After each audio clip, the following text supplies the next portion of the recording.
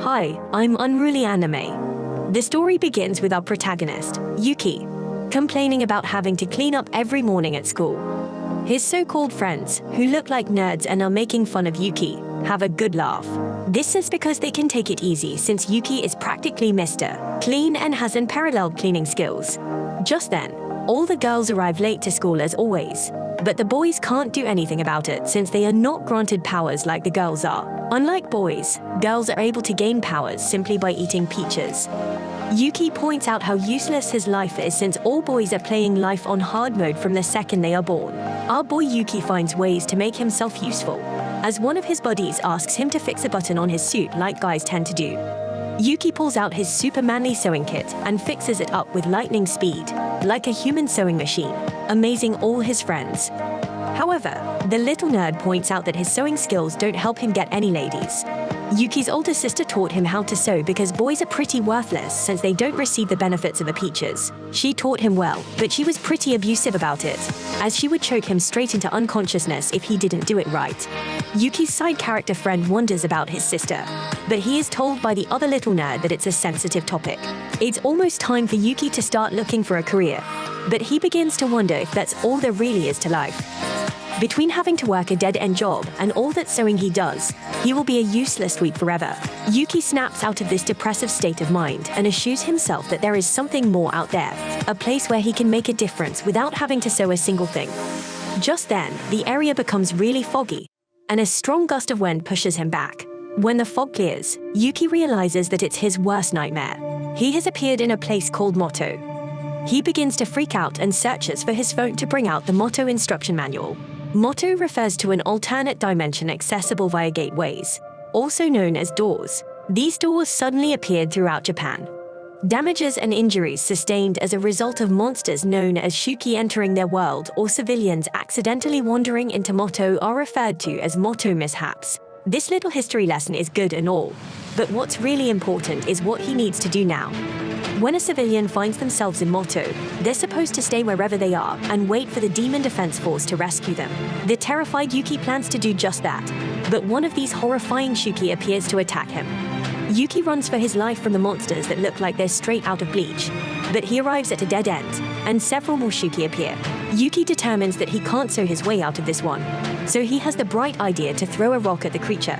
This shockingly accomplishes nothing and just gets him mad. Yuuki then imagines what his body would look like after getting sliced up by this thing. He won't be able to sew himself back together, but he explains that he doesn't want his life to end this way. The demon isn't listening to his concerns at all, as it's about to destroy him. But just then he is saved by a girl riding on a Shuki. This girl calls him unlucky for getting attacked so fast and initiates a fight with all the other beasts. She slices a bunch of the low-level demons in half with their swords, but she sees that the Shuki she was riding just had its arms ripped off. She knew the dumb thing would be too weak, so she continues taking care of business on her own. Her name is Kyouka, and she is the commander of the 7th Squadron.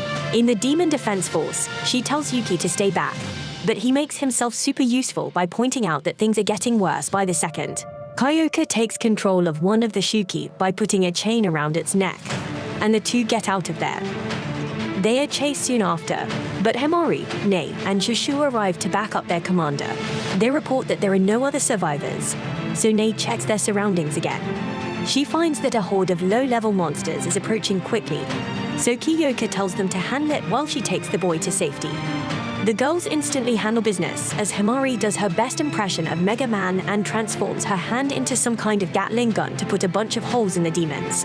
Shushu won't be outdone, and she shows off her ability to grow into a giant like she's one of the Avengers. It becomes pretty apparent to Yuuki that of all the girls that are able to get power from peaches, these girls are the cream of his crop. Yuuki has only heard rumors about the Demon Defense Force, but seeing them in action now amazes him. The girls finish up the hollows from Bleach, and we see that they found an unconscious boy. They assume that their commander made it back to the dorm already, so they decide to go and check if the last site has been cleared before heading home. The little boy wakes up, but instead of being grateful for them saving him, he just looks around for his sister. Elsewhere, we see that the commander hasn't made it back yet, and she is busy reminding Yuuki about the most important rule. When a civilian finds himself in a Mato mishap, they're supposed to keep their mouth shut. Just then, they must stop as they come across the girl that Yuki remembers seeing just before going through the gate. This girl is just about to learn an important lesson from gravity, but luckily she is saved by Kyouka. Kyouka's Shuki slave is way too slow, so they have to abandon it, and she begins fighting all the demons chasing them. Yuki bravely protects the girl, but he must be saved as well. Kyouka quickly raises the A barrier and tells them not to wet themselves, but the demons are beginning to break through. Things are looking bad even for Kyouka, and she begins to think about how she got stuck with a lousy ability. A look into the past shows some girls gossiping about her. She is known for being strong, but her ability stinks, and they are certain she will never be Supreme Commander. Kyouka's determined to prove those dumb girls wrong and vows to one day rule over all the commanders. Time is running out, and she thinks about doing something crazy. She has never tested her ability on a man before, so she has a serious decision to make. She tells Yuki that she needs something from him in order for them to escape. So of course the little dweeb is eager to do whatever it takes to survive. He doesn't get what he expected, as Kyouka informs him that he's going to be her slave. The process seems like it might be a little risky. However, as Kyouka tells the little girl to get out of the way and close her eyes, Kyouka explains that if Yuki had enhanced strength, they would have a shot at making it out of there alive. Yuki can't believe that she wants him to fight the demons, but the Kyouka man handles him and reminds him that he said he would do whatever it takes. She then explains that it's time for him to bow down to her. These words hit Yuki like a train, and despite never even having touched a girl before, he reacts on instinct. Yuki holds her finger out to him, and for some strange reason, his instincts tell him to lick it the second his disgusting tongue touches her probably dirty finger. Chains of energy surround him. Immense power bursts out of his body, and Yuki transforms into a crazy-looking demon.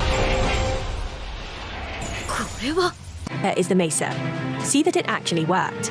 The other girls arrive and are shocked to see that their commander has turned him into her slave. Yuki is insanely powerful, as he slices right through a demon, and things have worked out way better than Kyouka could have imagined. Kyouka mounts him and commands him to show her what he's got. Yuki then starts ripping all the demons to shreds like a boss.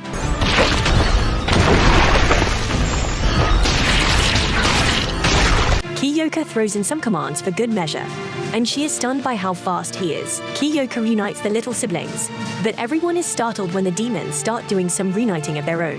The giant lump of demons becomes a huge demon, so Kyouka sends the others home so she can take care of business with Yuki. She commands him to crush the giant, so Yuki bursts right through the little rock it was carrying. He dodges all of its attacks and trims a bit off the top of the demon's body.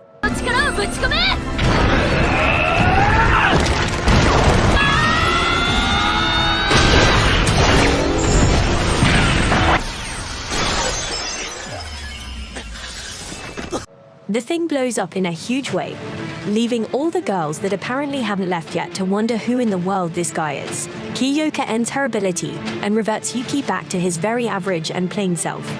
Kyouka declines the other girl's offer to return home like a jerk because she needs to have a very important and secret conversation with her new toy. She reveals that he surprised her, as she never would have guessed that an average Joe like him had it in him to turn into such a beast.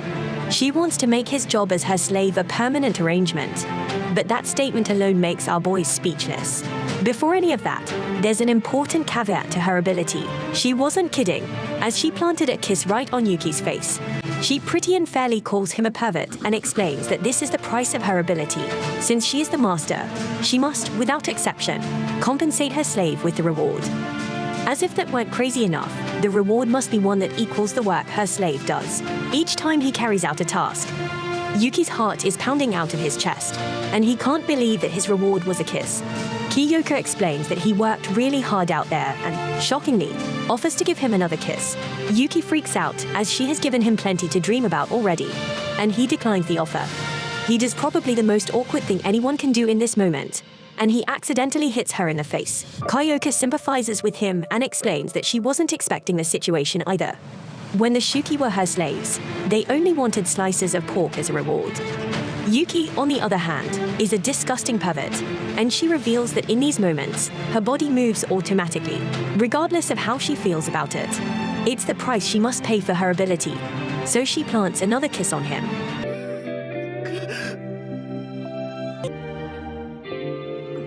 Afterwards, Yuuki makes the dimmest looking face, as he is still stunned to have just had his first kiss. Kyouka gets really serious as she explains that if even just one of the Shuki were to appear in the real world, there would be dozens of casualties. Her goal is to become Supreme Commander and exterminate the vile creatures for good. The current Supreme Commander is a loser and far too lenient. With Yuki's help, she is sure that she can reach her goal, so she insists that he work for her. Yuuki surprises absolutely no one when he reveals that he isn't good at stuff like sports or academics. All he is confident in is his ability to be a maid and keep a house sparkling clean. That isn't a problem for Kyouka, as she is all for a dude who knows how to clean. Aside from that, Yuuki showed a lot of bravery when trying to save the girl. Even though he was just being a meat shield, Kyouka thinks he isn't too bad for a guy. So Yuuki finally finds some courage and declares that he wants to be a hero. Yuuki only has a life of monotony and mediocrity waiting for him in the real world. In this world, he can turn into a monster that looks like something from Attack of the Titans and Bleach. For the first time ever, he feels like he can avenge his sister's death. Most importantly, the little perp says it will all be worth it as long as he gets his reward from Kyouka. Soon after they go to the demon defense for Dorm, Yuuki passes through the barrier and prepares to become a prestigious member of the force. Yuuki enters with a completely new outlook on life.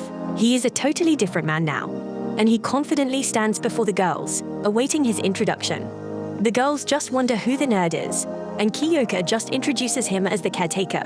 She explains that during battle he will be her slave, but at the dorm he is the girl's caretaker. Some of these girls have never even seen a boy before, but Kyouka explains that they're all very skilled fighters.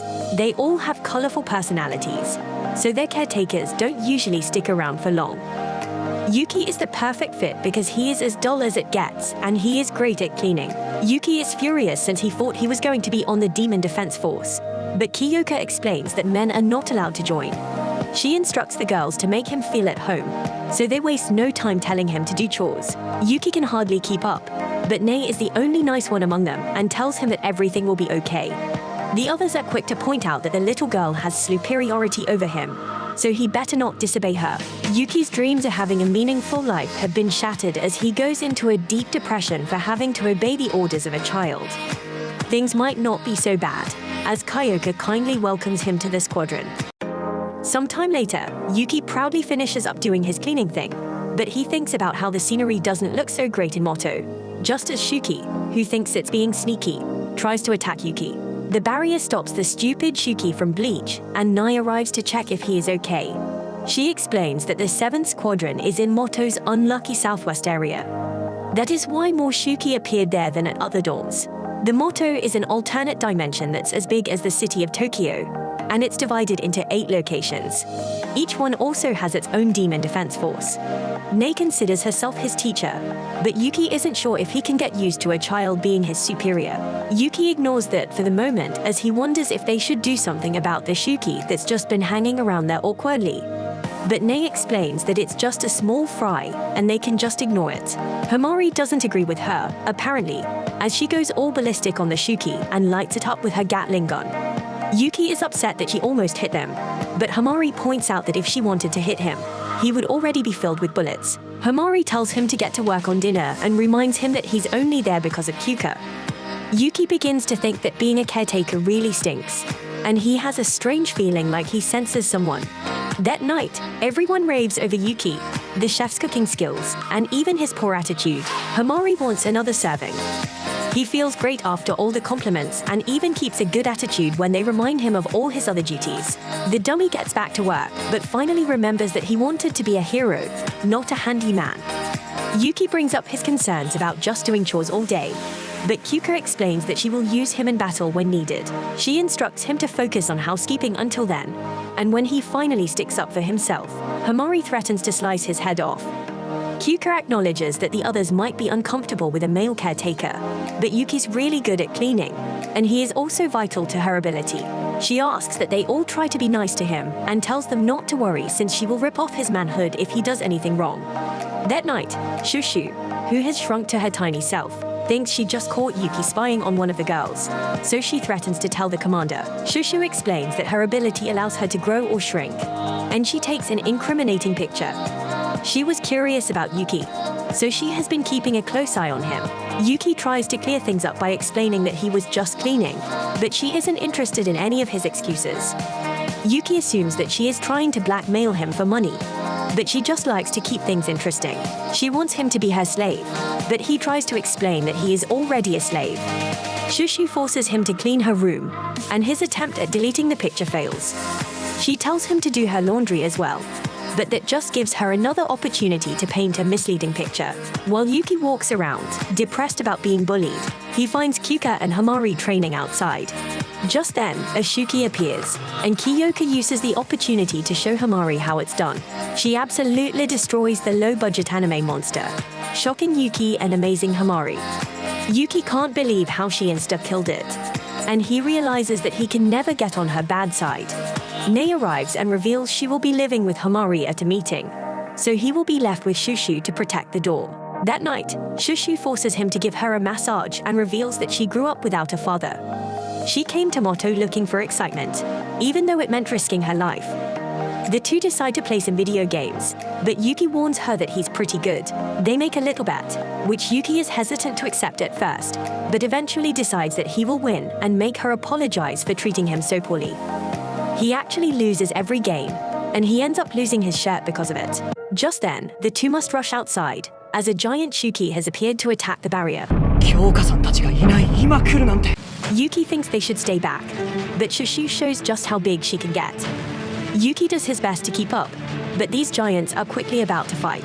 This crazy monster tries to battle it out with Shushu, but she easily grabs it and smashes it straight into the ground. Yuuki is then amazed when she easily overpowers it. Shushu sends it flying, only to punch it down and crush it beneath her feet. Shushu shrinks down a bit, as being that size is completely exhausting. Just as she celebrates her victory, another giant blob of a monster attacks her. A bunch more Shuki merge with it to make it even bigger, and Shushu quickly realizes that things could get bad if she doesn't end the fight. Now she tries to use her ability to grow even more, but it doesn't work for some reason. The monsters eventually grab her so she can't move, and the giant lands a punch. Yuuki is completely hopeless and can only watch as the giant monster takes the upper hand with another powerful punch. Yuuki wishes he could transform in this moment, but it's impossible without Kyouka. He wishes there was something he could do, and he remembers that he transformed when his lips touched Kyouka's hand. This genius gets the bright idea to kiss something that she owns, so he rushes to the laundry room. Licking her glove fails, but it did start the transformation, so he is on the right track. Shoving his face in her shirt transforms his foot, but he needs something that will give a stronger reaction. He eventually finds her boots, but he really begins to question what this says about him as a person. Things are getting really bad for Shushu outside, so he rushes out there with Kyouka's boot. There's no time left, so he must act now if he really wants to be a hero, even if it means licking a boot.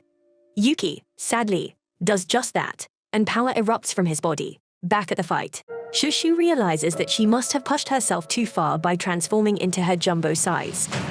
The monster shows no signs of slowing down, but Shushu realizes that her body will transform back to its normal size soon. Just then, a partially transformed Yuuki rushes towards her and is determined to try his best. Despite not being at full power, Shushu keeps the thing from moving, giving Yuuki the perfect target. He unleashes a powerful kick, absolutely destroying this thing's head and winning the battle. Shushu thinks he was being too reckless by fighting at half power, but Yuuki did it because she called him a wimp and told him to stay back before the fight. Afterwards, Kyouka works on fixing up Yuuki's body, since there are some pretty painful repercussions for forcing a transformation on his body. The others mock him for being out of commission after just a couple minutes of combat, but he points out that he just hasn't learned how to use his power yet. He wonders if they should be fixing the barrier, but Kyouka reveals that barriers protecting important locations have special attributes. So long as the damage is minor, it will repair itself. Yuuki realizes that this explains what happened when the Shuki attacked earlier as well. Kyouka gets back to working on our boy's back, but it's super painful, and he wonders if this is his reward for protecting the door. Kyouka scolds Shushu for underestimating their opponent and instructs her to help Yuuki with his chores as punishment.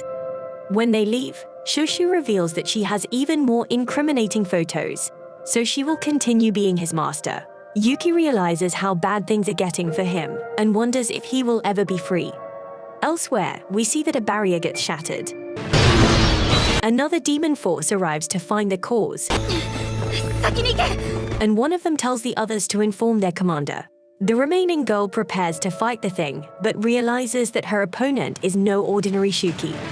The beast completely ignores her attack to grab the two that were running away and reveals itself to knock the first girl back. This Mega Shuki prepares to eat her, but a mysterious person orders it to stop.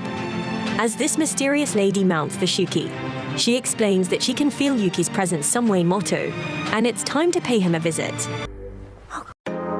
Sometime later, Kyouka takes Yuki through a gateway and has him wait for her, as she has important paperwork to take care of.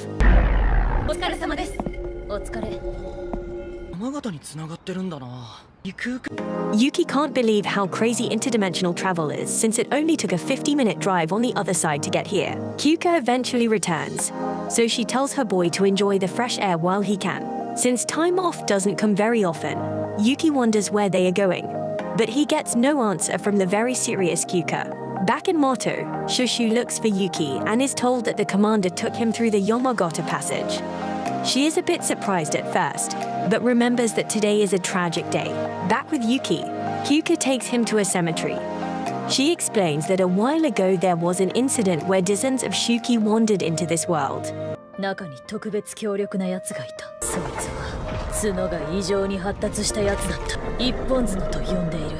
And one of them was especially powerful.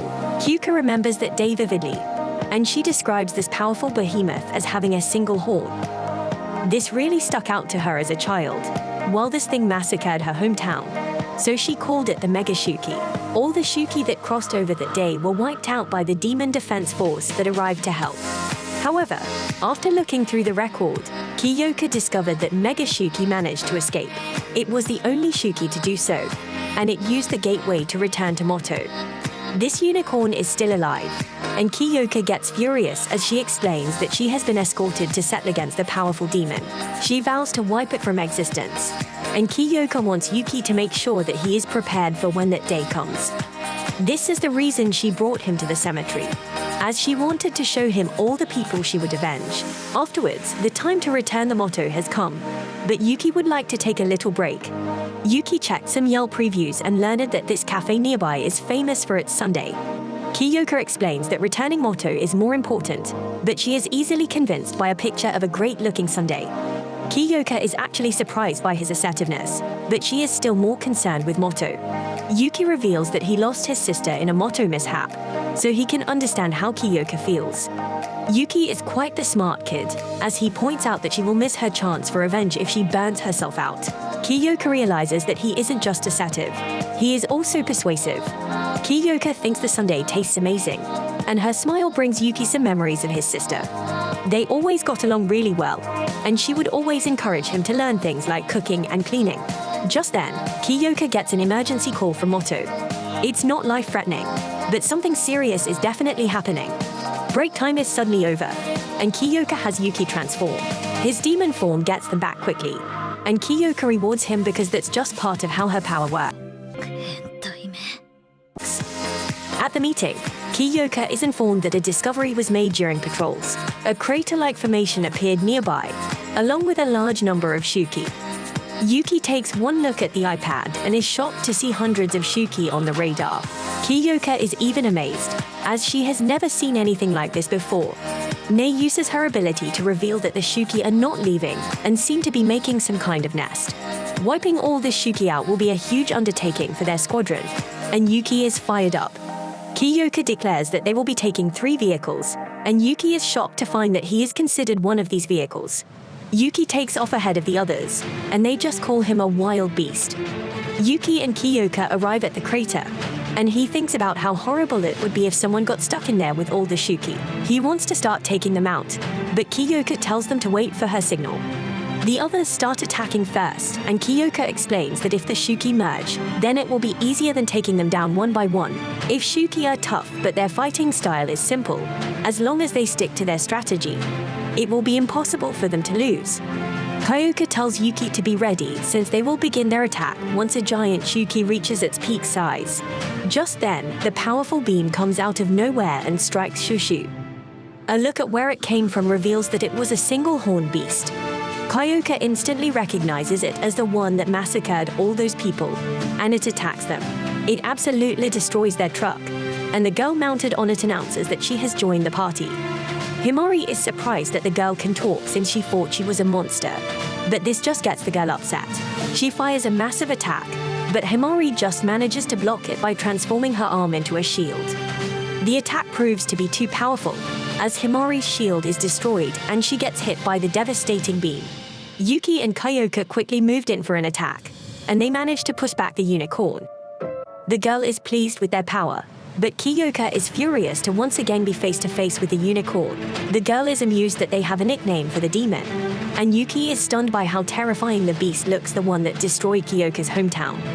Everyone on their team is in really bad shape, and Kyouka demands to know who the girl is. This girl explains that she is the Demon Defense Force's arch-enemy, and Kyouka is shocked when she pulls out the Mato peach. This girl wonders if Kyouka has seen her little brother anywhere. Kyouka doesn't answer. This girl uses the peach as a distraction to land a sneak attack, but Yuuki just manages to stop it. Our duo uses some kind of combo move, but it does nothing to the girl. She explains that her younger brother always followed her around when they were younger, but the instant he got a little older, he turned into a rascal. As this girl takes the upper hand in the fight, she explains that her brother getting older just meant that she could start to knock some manners into him. Yuuki can't tell if this girl is a Shuki or not, but he knows for sure that she is far different than any other opponent he has ever encountered. The girl prepares to say her little brother's name, but she is interrupted by all the Shuki that have just finished combining into a huge giant. This girl could not be angrier about the interruption, but this just reminds Yuuki of his sister. The girl is furious to have been interrupted while talking about her brother, and she instantly squashes the giant beast. She feeds the demon's remains to the unicorn, and Kyouka just now realizes that she must be the supreme commander of the Shuki. The girl is disappointed that they clearly don't know anything about the motto, and she easily dodges our hero's attack. She explains that this is a world full of curses and separates Kyouka from Yuuki with an attack. The girl is impressed that Kyouka has such a powerful Shuki and takes hold of him. Yuuki is terrified that she's going to crush him like she did the giant, but the girl is stunned. She realizes that he isn't a Shuki at all. She reaches for him, but Kyouka jumps back into the fight to push her back. Kyouka managed to do some damage and moved in for another attack, but the unicorn stopped her. They make their escape, but Kyouka demands that the cowards come back. Kyouka has completely given in to her rage, since if they want to run from her, then she will just do exactly what the unicorn did to all the fleeing villagers. She vows to tear them apart from behind. But when she turns to look for Yuuki, she sees that he is busy helping their team. Kyouka sucks up her pride and tells Yuuki that Himari and Shushu's safety is their top priority, so they will pull back for now. Kyouka regrets letting her rage take over, as she now realizes that it almost cost her squad mates. When they return to the dorm, Kyouka explains that their team's wounds are light and they will be fully recovered by the next day. The little weirdo's reward this time is being stepped on, and Yuuki himself becomes terrified by the demands of his inner psyche. Yuuki apologizes for letting the unicorn get away, but Kyouka doesn't blame him, as getting their team out safely was more important. She determined that the girl must be a new species of Shuki. She can't believe that one of them can understand their language now, and it's certain that this news will shock the world. Yuuki then surprises her when he explains that he thinks the girl looks a lot like his sister. She also had a strange reaction when she saw his face. Kyouka doubts it, since no human could be that strong. On top of that, no one has ever heard of a human becoming a Shuki. While cooking, Yuuki still wonders if it was his sister. The problem is that he can't understand how she managed to survive or why she would be fighting against the Demon Defense Force. He has no clue what to do if he sees her again, but he must snap back to reality to finish up his cooking. Nei has him kneel down to handle some business as his superior, and she punches him right in the face for putting everyone in danger. With that out of the way, she understands that he fought hard to protect everyone and tells him that she will take care of dinner so he can rest up. He helps her cook anyway and decides that he will figure out what to do about the demon girl later, as he has work to do now. Elsewhere, we learn that the girl's name is Aoba. She is made fun of for coming back with injuries, but their healer named Koka fixes her right up. Aoba is certain that the monster she fought was her brother Yuki, but she can only wonder how he ended up looking like a Shuki. She thought they didn't like guys in the Demon Defense Force, but regardless of that, she enjoyed their lit reunion. After a bath, Yuki accidentally walks in on Himari, so she prepares to end his life. However, just then, a gateway surprisingly opens up, and two girls appear. One is the commander of the 6th Squad, named Azumo, and the other is her second in command, named Asuma. They're very interested in Yuki, who is becoming quite popular. When everyone meets, Izuma compliments Kyouka for having a slave that can make a mean cup of coffee. The Supreme Commander has sent out a message regarding the appearance of the vicious humanoid Shuki, so Izuma has come to discuss it. All squadrons usually act independently, but moving forward, the Demon Defense Force will be more cohesive. Izuma is a real jerk, as she mocks Omori for fainting during the battle against the humanoid. She calls her a coward and tells her that she is dragging their family's reputation through the mud. Izuma tells her to just give up on our dreams and to come home with her. In reality, Izuma points out that the humanoid Shuki is actually quite strong. Kyouka agrees and can understand why they have all been ordered to work together. Izuma expresses her confidence in teaming up with Kyouka, but she doesn't have any trust in Kyouka's team. She rudely says that she won't name any names, but there is someone that she is sure will slow them down. Kyouka gets an idea and points out that it's important for them to assess each other's strengths. In order to do this, she recommends that they hold an inter-squad Mato exhibition match. Everyone is shocked, and Yuki's dumb brain immediately thinks of a sports match. Thankfully, Nei corrects him and informs him that it's actually a contest of strength and skill between squadrons. Kyouka would like for it to be single combat, so Izuma agrees. Izuma will have to make preparations first, so they leave. Just then, Himari asks Kyouka to help her prepare for the match. Kyouka explains that it won't be easy, but Himari proclaims that as long as it means she will win, she will do whatever it takes. Kyouka agrees and tells her to start training right away. Himari then turns to Yuki and reveals that what their agreement really meant was that Yuki would be her slave. Now, after the girls enjoy Yuki's cooking, he reveals that his secret ingredient was chicken fat. Himari calls him a great slave, so he wonders how that ended up happening in the first place. The answer is simple. It's for the sake of the Mato exhibition, and Himari declares that she has to win. Kyouka knew that Azuma's attitude struck a nerve, so this match gives Himari the opportunity to teach her a lesson. As they travel for training, Yuki still can't figure out how he ended up being Himari's slave. Himari reveals that transforming parts of her body into weapons isn't actually her main ability. She shows her real power by showing Yuki her phone, but it just looks like some kind of trading card game. Himari explains that her ability is called learning. This means she can learn other people's abilities and use them herself. Yuki points out how overpowered that is, and Himari goes on to say that all she has to do is select a person's ability on her phone and implement it. She has the commander selected now, so she can use Kyouka's abilities. Yuki wonders if Himari knows all the details of Kyouka's ability, but all she knows is that it's physically demanding. Himari thinks it just means that she will have to take over the cleaning and laundry, and she proclaims that she doesn't mind doing that stuff as long as she beats her sister. Just then, they're surrounded by Shuki, so Himari has Yuki transform. Yuki points out that he warned her already, so he transforms, but the process this time is a bit different. This time he is in a different shape compared to when the commander does it, and Demon Yuki is much faster. He thinks about how he can move with lightning speed in this form, and he is even faster than Kyouka. The main drawback is that he clearly isn't as strong, but he decides to just work with what he has. Yuki uses his immense speed and unleashes an insane barrage of punches.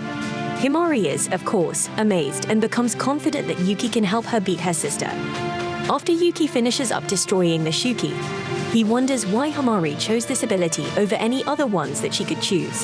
Himari explains that it's because this gives Yuki a chance to be useful. She begins to tell him that he should be grateful, but she stops when she finds out the price for using Kyouka's ability. After Yuki is rewarded for his work, he explains that Himari would be better off using a different ability. Himari says that she would if she could, but there's a compatibility component to her learning power. It degrades the quality of most abilities to the point that they become useless. For example, if she were to use Shushu's growing abilities, then only her nose would grow by an inch. Yuuki reminds her of the price for using Kyouka's abilities, but Himari just accepts it. Yuuki wants to know why she is so desperate to beat her sister, so she gives him a little history lesson. She was born into a very influential family with major accomplishments and motto. All her older sisters were successful, so everyone had high hopes for Himari.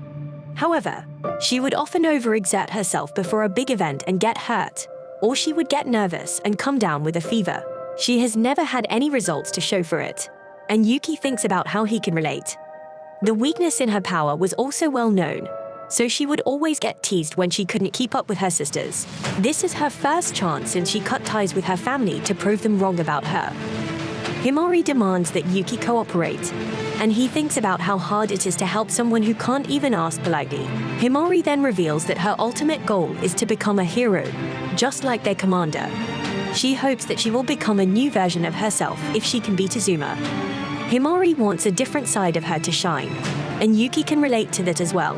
Himari points out that there's only one thing missing for the fight, and that is a finishing move to demolish their enemy. Now that Yuuki actually uses his brain to think about it, he realizes that all he has been doing so far is mindlessly punching and kicking everything within sight like a maniac. He has his own reasons for wanting to become stronger, and he begins to wonder if Himari is the key to opening a new path. Yuuki is convinced and agrees to help her. Himari reminds him that he is her slave and explains that her sister's power is called the Golden Hour. She can control time, including freezing it and rewinding it. After hearing this, the once very confident and optimistic Yuuki realizes that they are screwed at the other squadron's door. Azuma can sense that her sister is talking about her. She vows that she will put Himari in her place at the Mato exhibition and cannot be more excited for that day. During practice, Himari reveals that while Azuma's power is undoubtedly dangerous, she will get tired if she uses it too many times, and that is how they will win. Yuuki points out that just the fact that Azuma can use her ability more than once is a huge problem, but there is more. Himari explains that Azuma strikes a weird pose to trigger her ability, as it's a routine that supposedly enhances her skills. Because of this, Yuuki recommends that they use his blistering speed for their finishing move. Himari agrees and plans to use an ultra-fast maneuver that won't even give Azuma time to freeze or rewind time. It will also have to have enough force to knock Azuma out of the fight completely. Yuuki tries out a swift step forward into a head punch, but it needs to be polished into a deadly blow that can't be dodged. Himari has Yuuki channel all his strength into a single part of his body, so he does it to his legs, and they get huge. Just and Shuki's appear just in time to serve as practice dummies. Yuuki's giant legs make him even faster than before, but his first attempt at a special move doesn't go so well. After defeating all the Shuki again, Yuuki realizes that he overdid it. As his legs are exhausted, it's clear that he lost all his arm strength since he poured all his energy into his legs. Himari determines that he just needs to keep experimenting with it until he perfects his technique and rewards him, this time with a nice little pat on his head. Kyouka arrives at their next training session, and she's amazed to see that Yuuki really does look different. She also compliments Himari for thinking about a good finishing move, but wonders why she's watching him from so far away. Kyouka reminds her that there is a fundamental essence to using her ability and tells her to make her proud as she leaves. Her words make their way through Himari's mind, so she mounts Yuuki and explains that she will be riding him during the exhibition match. Himari thinks about how Kyouka's ability requires that she control her slave, not just sit back and coach him. Himari grabs a hold of his chains and orders him to channel his strength into his legs.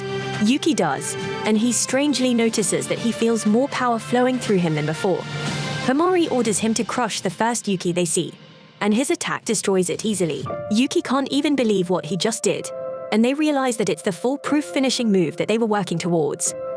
Yuuki isn't sure if he can replicate it, but luckily for them, there are plenty of practice dummies appearing to help out. After defeating them all, Yuuki's a million times more worn out than usual. Yuuki receives his next reward and vows to master this new technique so he can put it to use again in the future. A sweet training montage begins, and it shows how Yuuki gets more and more powerful. On the day of the exhibition match, Izuma and the others arrive. Izuma can tell that Himari has something planned, but she tries to put that in her mind as she doesn't think her sister will be able to pull it off. Himari gets a bit flustered, but Yuuki arrives to tell them that the match will begin soon. Yuuki can tell that Himari is bothered, so he tells her not to worry and reminds her that they train their butts off. Himari's confidence is restored, and she guarantees that they will win. When everyone's ready, they all write their names down, so a girl named Gina can use her ability. It allows her to create a barrier by drawing a line on the ground that acts as a boundary. Only those who sign their names can enter. Furthermore, any damage sustained during combat inside the barrier will be healed. Gina will serve as the referee, and she is just glad that she can witness the Demon Defense Force in action. Not everyone believes that Peach's grant power is based on their nature and knowledge, but she does. Because of this, she is excited to see everyone's powers. Gina's barrier can withstand the power of 1,000 Shuki, and they're also counting on her to judge the fight. Yuuki can obviously tell that Gina's a Demon Defense Force fangirl, but this also means that she hates men. Nei counts as a non-fighter, so her job is to cheer on her teammates. Right off the bat, round 1 will be between Himari and Asuma. The rules are that whoever gives up or gets knocked out first loses. Injuries will be healed, so they are encouraged to go all out. Azuma plans to drag Himari back home when she beats her, but Himari explains that she isn't the same person she was back then. She declares that she will win and has Yuuki transform. Azuma won't deny a dog handler the right to use her dog in battle, so she allows Yuuki to take part in the fight. With both sides ready, the match begins. Azuma starts by warning her sister, but before she can even finish her sentence, she's gasping for air from Yuki's lightning-fast attack. She has no clue where it came from, but gathers herself to rewind time by 5 seconds. Time rewinds to the very start of the match, but Himari can tell that Azuma's getting tired. Luckily for them, they planned ahead in case they couldn't finish her with a single blow. Azuma prepares to find out if their first attack was a fluke, and thinks about how Himari doesn't seem to have realized that her time manipulation ability has gotten stronger. Azuma points out that little sisters can never be big sisters, and uses her ability called Prime Time. Himari doesn't give her sister any time, and has Yuuki use an insanely fast attack. Azuma manages to use the golden hour to rewind time back 5 seconds to just before the attack. Just as they enter Azuma's attack range, she then freezes time for 5 seconds. Unfortunately for her, she notices that they got out of her range, and Azuma's done to realize that they are switching tactics on purpose. Himari's glad to see that they made her sister waste her ability, so she tells Yuuki to stick to the plan. Spectators are amazed to see Yuuki moving faster than a speeding bullet, and it becomes clear that Himari is trying to confuse Azuma, as they're just running in circles. Yuuki can feel in his bones how desperately Himari wants to win, and he reiterates how he must help her defeat Azuma. Yuuki turns up the speed, and their little cheering section cheers them on. Azuma pulls out a gun specifically modified for us in Mato, but our boy Yuuki is just way too fast in this form. Azuma's becoming more and more annoyed, but Yuki's pleased that they're throwing her off balance, just like they planned. Azuma watches and is amused that this fight is actually turning out to be a good one. Everyone thought that Yuki's servitude was reserved for just Kyouka, but it's clear now that he's able to devote himself to a new master. As the two fight, Himari's amazed to see that Yuki's fighting so hard for her. He is trying much harder than she expected, so she determines that she must apologize for giving him such a hard time before. However, first they must win the fight. Himari reminds herself that Azuma can use Golden Hour instantly. However, she has to strike her weird pose first. The second they see her starting a pose, they decide to either attack or retreat. Beyond that, they can tell whether or not she has already used her abilities based on her behavior. If she seems tired all of a sudden, it's proof that she just rewound time. If not, then they need to avoid her, as they dodge bullets. Himari determines that Azuma can only use her ability a few more times at best, since it's a huge drain on her energy. If they can just make her waste it, then they will surely win. Azuma already knows exactly what Himari is thinking and has figured out her strategy. This being the case, she decides to finally use her trump card. Himari assumes that it's another golden hour and that they are out of range. She is wrong, however, as Azuma uses prime time to freeze time for 10 seconds. This freezes a much larger area, capturing everyone, and Himari has no way to escape. Now the evil Azuma vows to defeat her sister so she can bring her back home and make her life a living hell. She fires several bullets at her sister just before the 10-second period ends. Once the time is up, everything begins to move again, and the bullets strike our heroes. No one even saw what happened, as they all thought Himari was winning the fight, but she is now down for the count. Azuma then explains her prime time ability, but by striking the ultimate pose, she's able to double the amount of time she can control. The only downside was that it took a few seconds longer than Golden Hour to activate. Azuma knew that her sister was getting a hang of her other pose, so she didn't have any other choice. Everyone watching this is stunned since they didn't know that Azuma could freeze time for an entire 10 seconds. Himari can't believe that her sister has hidden this ability, but Azuma explains that a genius like her only gets more brilliant over time. Not including that in her calculations was Himari's downfall. Our announcer points out that Himari was able to take the upper hand due to Yuki's speed, but Azuma ruined all of that with her trump card. Unleashing her prime time ability is what completely turned the tables. Nei fears for her friend, but Shushu knows that the fight isn't over yet. They cheer their friend on and encourage Himari to show everyone what their squadron is made of. Things aren't going so well, and Azuma knows Himari's learning ability too well. Azuma explains that when Himari's learning power adapts an ability that comes with a cost attached, she can't execute a skill switch until the price is paid. That is why Himari can't just change abilities mid-match. Azuma really likes to kick her opponents while they're down, as she reminds Himari of the past. She reminds her sister that she was never able to meet expectations when it came to important things. This time is no different, as Himari has no way to counter Azuma's primetime ability. She demands that Himari give up, and Himari begins to wonder if things will just go the way they always do. Himari wonders if all her effort was in vain, but Yuki points out that Azuma is just trying to get in their heads.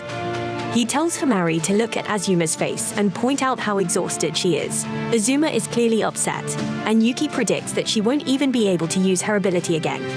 Yuki declares that he would be ashamed if his master did something as stupid as quitting while they were so close to victory. Himari tells him that he looks pretty exhausted himself, and he has a real smart mouth for a slave. Himari's confidence has been restored, and she promises to punish Yuki after this is all over. Himari's friends cheer her on as they have finally got back up, and it's clear that the fight's climax is finally approaching. Azuma prepares her weapon and tells Himari to stop with her shameful behavior. There is no messing with Himari's mind anymore, as she can see things clearly now. She points out that in their squadron, staying strong and fighting to the end isn't shameful behavior at all. Azuma thinks about how she thought that breaking Himari's spirit now would make it easier to train her later on, but things have not gone that way. Yuki and Himari prepare to use a move that they practiced, so Azuma strikes her golden hour pose. Yuki's body emits a blinding light, but Azuma shocks, and she has already struck her pose. She rewinds time 5 seconds anyway, prepared to end the fight, but she is even more stunned to see plain old Yuki in front of her. She can't see Himari anywhere, but time is running out on her ability, so she fires several bullets at him. Everyone is then stunned when Azuma takes damage and they see that Himari is on the ground. Azuma didn't think that Himari was so desperate to win that she would sacrifice everything, and she collapsed.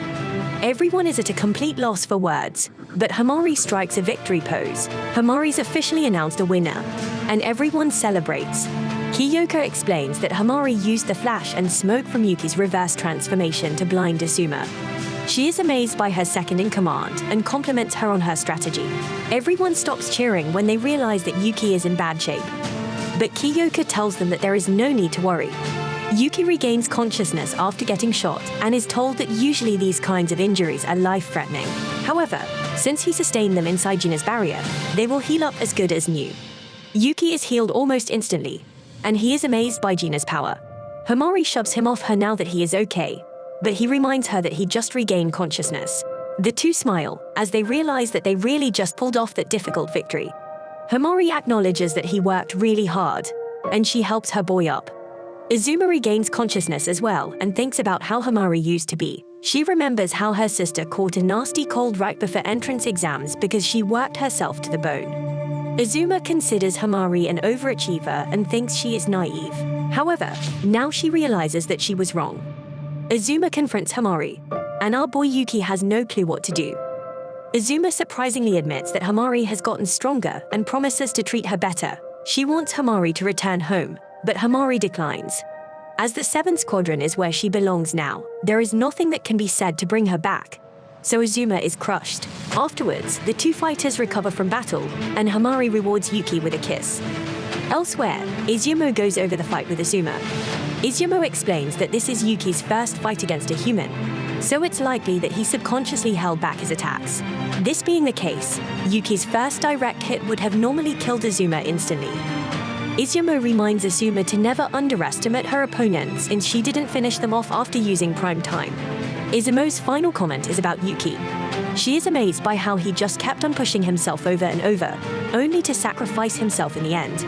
Outside, we learn that it's Shushu's turn to fight next. But Himari and Yuki haven't returned yet. Shushu is eager to impress Yuki with her skills as well, so she goes to get.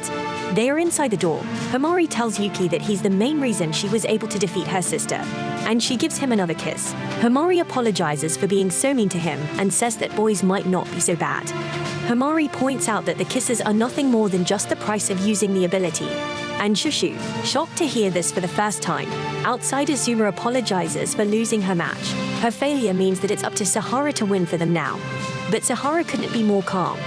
Sahara is confident she will win, but we see that there are also some uninvited guests near. Round 2 is Shushu versus Sahara, and they both specialize in hand-to-hand combat. Shushu wants to impress Yuki with her skills and hopes that he can give her some praise afterwards. For losing, Azuma is tasked with being a cheerleader, and Sahara promises to make her friends proud. The two fighters decide to hold off on using their abilities, so their battle begins with some serious hand-to-hand combat. Shushu instantly slams Sahara to the ground, but Sahara manages to eventually suplex her right back. Shushu is just getting started, but Sahara is already exhausted and declares that it's time for them to start using their abilities. Sahara's friends wonder how many she will be using of something, and they predict that she will use 3. Kyouka thinks about how both of their abilities center around physical attacks, and Azuma predicts that Sahara will end the match shortly. Shushu turns into a giant, and Sahara uses her ability called Mad Sheep. She then says the word 3 before dodging an attack, and she declares that paper beats rock while smacking Shushu right across her big, giant face. Sahara's Mad Sheep ability allows her to boost her strength for the precise amount of time she specifies in advance. This has a 1-minute minimum and a 60-minute maximum. The shorter the amount of time, she says, the stronger she gets. However, her ability has a mandatory 3-minute cooldown period. The powered of Blondie lands some attacks, and she points out that Shushu's large size makes her an easy target. Sahara lands a devastating blow, and Shushu worries about disappointing Yuki. Sahara wants her to give up, but Shushu explains that she's just warming up. Sahara admires that attitude, and Shushu can't even really explain why she feels so determined. A look into the past shows that Shushu was never interested in romance with some dude. She always hoped for something more interesting and decided that she would never be bored if she joined the Demon Defense Force in Mato. Her friends told her that she would understand the value of a relationship one day, and she does not want Yuki to watch her as she does some serious damage to Sahara. Sahara tries to suggest that Shushu shrink down for better mobility, but that sounds like a snooze fest to the thrill-seeking Shushu. Shushu likes to go big or go home, so she does the opposite of Sahara's suggestion and grows even more. No one saw this turn of events coming, and Shushu slams her gigantic body onto Sahara. Sahara is not to be underestimated, as she is holding her own. Shushu grabs her and points out how she was just too big to dodge this time. Shushu ruthlessly smashes her into the ground, and they celebrate that she won the match. Gina begins a down count, but everyone is shocked to see that Sahara is not only still in the fight, she's also now powering up. Azuma explains that if Sahara loses consciousness while her ability is still active, her heightened killer instincts will take control of her body. She will attack enemies and allies alike, but it's the cause of such immense power that she is able to sleep anytime, anywhere, and this is her hidden power. The unconscious Sahara then absolutely destroys Shushu, and a down count now begins for her. Unfortunately, Shushu can't recover from the powerful attack, and Sahara is announced as the winner. Gina patches her all up, and Shushu apologizes for losing. Kyouka makes her feel better by saying they can work on improving later, and Shushu leaves to change clothes as she leaves. She begins to cry, since she looks like a fool in front of Yuki. Yuki overhears her and goes to try to offer her a drink, Since he is the caretaker of the dorm, Shushu would rather he erase her memory of the pitiful loss. But he unfortunately doesn't have that kind of power. He acknowledges that it must be tough to lose, but he doesn't think the fight was pitiful. Yuki actually wishes he could have seen more of her awesome wrestling moves, and this makes Shushu feel a lot better. Shushu has him close his eyes and surprises Yuki with a kiss. Yuki has no clue why she would do that, so she explains that she just wanted to follow the shock of losing with an even bigger shock. However, she thinks about how she can't tell him how she really feels until she gets him to like her more. Outside, Nei informs Kyouka that she doesn't sense any anomalies nearby. That changes very quickly, as she has tried to find someone who looks right at her. This mysterious chick is somehow able to speak to Nei and tells her to say hello to the others for her. She has a less friendly message as well, and it's that a real battle will begin now. Before Nei can even explain anything, a bunch of Shuki emerge from the ground. Gina assures everyone that her barrier is impenetrable, but everyone is shocked when another mysterious person arrives. His name is Ren, and he is some type of humanoid. Ren unleashes a powerful attack and shocks everyone when it starts breaking Gina's barrier. The exhibition matches were called off immediately, and Kyouka had Azumo take the non-combatants back to the door. Ren is eager to eliminate them all, so Kyouka has all the fighters prepare for battle. She instructs everyone to destroy all the hollows from Bleach and starts off by sending one of the big ones back to Riko. Mundo, Shushu, and Yuki return outside, and Shushu wastes no time jumping into battle. She already feels way better, but Sahara must jump in to protect her, and the two decide to work together. Ren realizes that they aren't his target, and Himari isn't either. He finds Himari quite annoying, however, so he uses a powerful attack on her. Izuma just manages to rescue her, and the two sisters realize that Ren is going to be a dangerous opponent. They signal to each other that they have thought of a plan, and Himari takes off running. Ren commends Izuma for saving Himari, but Izuma vows to make him pay for trying to hurt her sister. Himari finds Kyouka and Yuki and is surprisingly asked to mount Yuki with her. Yuki has never had two people mount him before, but they all decide to give it a try. Yuki kisses Himari's hand, and Kyouka predicts that with two masters, Yuki will take on a more powerful form. Yuki then bursts with power and begins a whole new transformation. Yuki is a whole other demon now, and he can feel the power coursing through his body. It's time to show what his new form can do, and Yuki is certain that he can replicate the move Yoba used on them. Yuki channels his energy and unleashes an insanely powerful blast. The girls can't believe what the power of having two masters can do, but they are confident that they can beat the entire swarm of Shuki. Now, Himari's worried about her sister, but Kyouka confidently tells her that she will be okay since they have Azumo nearby. They inform Azumo that there are two more humanoids. Izuma returns to the battlefield and refuses to be outshined by the 7th Squadron. Gina complains about not being able to see the fight, but it can't be helped as the dorm has the strongest barrier. This is like torture for her, but Nei lets her link up to her mind so she can watch. The fight shows Kyouka destroying some demons, and Gina cheers everyone on. Shuki cannot be beaten with normal weapons. The only way to counter them is with the abilities granted by the Peaches, and by using weapons that are specially made to be imbued with the Peaches' power. The only exception to this is Kyouka. She trained atop a sacred mountain to perfect her own unique style of combat that destroys creatures. Through sheer training, she gained the skills necessary to defeat Shuki without relying on her Peach ability. This is why she was able to become a commander, and she is at her strongest right now. Nearby, Izuma is using her time manipulation ability, but only to evade Ren's attacks. Izuma is stunned to see the immense power that these humanoids are capable of, and she eventually falls victim to one of his attacks. Ren points out that Izuma can't do her time manipulation pose without her arm, but he is wrong, as Izuma can pose no matter what the situation is. Izuma rewinds time 5 seconds to when she still had both arms and dodges the attack. This time, she is still in pretty bad shape, and Ren prepares a terrifying attack to finish her off.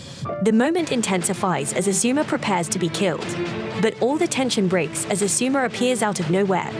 Everyone involved is stunted to see her appear out of thin air, and she tells Izuma that she will take it from here.